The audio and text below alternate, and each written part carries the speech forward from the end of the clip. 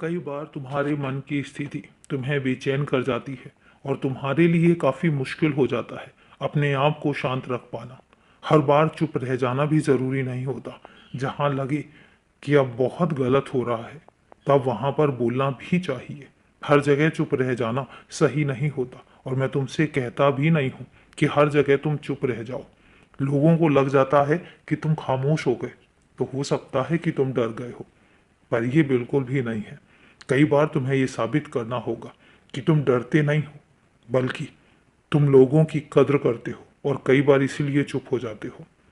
और किसी को भी इस गलत फहमी में नहीं रहना चाहिए कि तुम अगर चुप हो तो इसका मतलब कि तुम डर गए हो। तुम्हें अपने लिए आवाज़ भी उठानी चाहिए। मैं हर जगह तुम्हें चुप रहने के लिए कभी नहीं कहूँगा। जहाँ लगता है वहाँ पर आवाज़ उठाओ और अपनी बात को पूरे तरीके से और अच्छे सलीके से रखो। और फिर चिंता क्यों करते हो? तुम्हारे शब्दों का चुनाव मैं करवाऊंगा।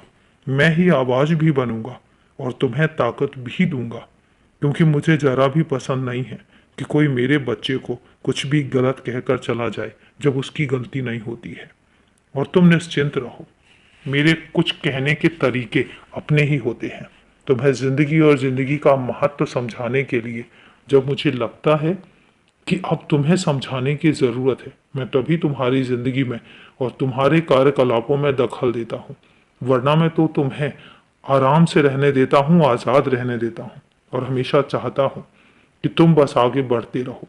हर अंधेरे के बाद रोशनी आती है, एक बात याद रखना। और वह रोशनी तुम्हारी ज़िंदगी की सारी तकलीफ़ें लेकर चली जाएगी। मैं फिर कहता हूँ कि एक बात याद रखना कि वह रोशनी तुम्हारी जिंदगी की सारी तकलीफें लेकर चली जाएगी और तुम्हें पता भी नहीं चलेगा। कुछ ऐसा होगा कि सब कुछ अचानक ही चलेगा और फिर सब ठीक हो जाएगा। और मेरे होते हुए तुम्हें परेशान होने की बिल्कुल भी ज़रूरत नहीं है, क्योंकि जब सब कुछ मैं करता हूँ तो सब तुम्हारे ही भले के लिए होता है। और अभी के लिए शुभ रात्रि मेरे बच्चे।